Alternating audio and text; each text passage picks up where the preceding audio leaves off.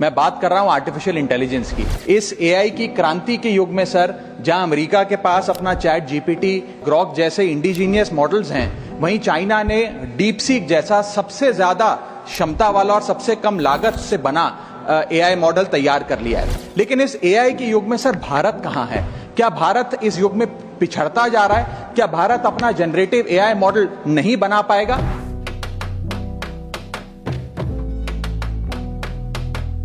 कि भारत के पास प्रतिभा भी है, मेहनती लोग भी हैं, ब्रेन पावर भी है, डिजिटल इकोनॉमी भी है और 90 करोड़ से ज्यादा इंटरनेट यूजर्स भी हैं। लेकिन फिर भी कहीं ना कहीं आज भारत एआई का कंज्यूमर बन गया है, एआई का प्रोड्यूसर नहीं बन पा रहा। भारत के हर नागरिक को एडवांस जनरेटिव एआई टूल्स की मुफ्त सब्सक्रिप्शन दी जाए। आज दुनिया बहुत तेजी से बदल रही है। इस बदलती हुई दुनिया में एआई सिर्फ एक टेक्नोलॉजी नहीं बल्कि एक अपॉर्चुनिटी है, आगे बढ़ने की, सपने देखने की और उन्हें पूरा करने की।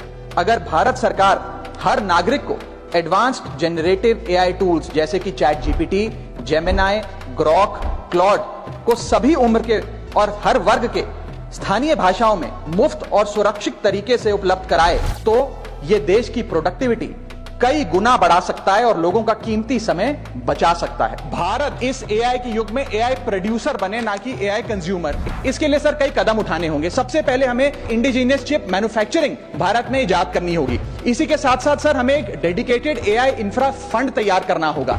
एआई रिसर्च ग्रांट्स देने होंगे, एआई टैक्स ब्रेक्स देने होंगे और टैलेंट माइग्रेशन रोकना होगा ताकि भारत का टॉप टियर एआई टैलेंट और देशों में जाकर काम ना करे बल्कि भारत में काम करे। इसी के साथ साथ एआई के इंडिजीनियस स्टार्टअप्स जो हैं सर, उन्हें एक्सेस देना होगा large volume of existing data को, जो मेटा, माइक्रोसॉफ्ट और गूगल के पास है लेकिन भारत के पास नहीं है। और अंत में सर फाइनेंशियल इन्वेस्टमेंट हमें बढ़ानी होगी। जहां यूएस अपने जीडीपी का 3.5% एआई रिसर्च में खर्च करता है, चाइना 2.5%, वहां भारत मात्र